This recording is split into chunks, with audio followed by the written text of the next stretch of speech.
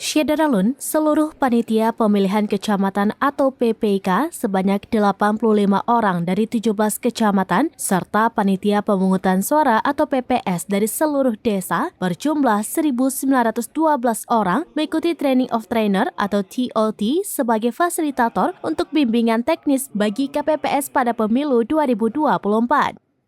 Kegiatan TOT dibagi 4 sesi selama 2 hari. Sesi pertama pada Selasa 22 Januari 2023 pagi untuk peserta dari Kecamatan Pelimbang, Pedada, Jempa, Kota Juang, dan Kuala. Sedangkan sore bagi peserta dari Samalanga, Simpang Mamplam, Pandrah, dan Jenip.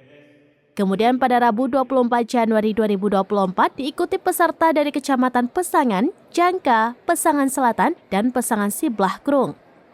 Terakhir, sesi sore peserta dari Juli, Kutablang, Makmur, dan Gandapura.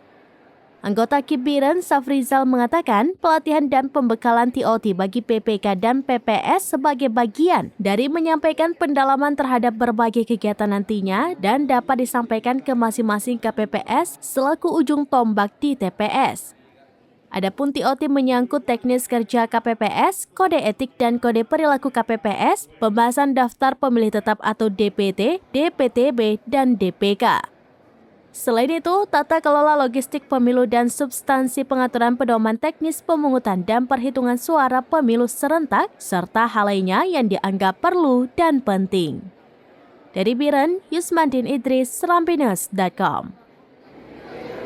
Download Tribun X sekarang, menghadirkan lokal menjadi Indonesia.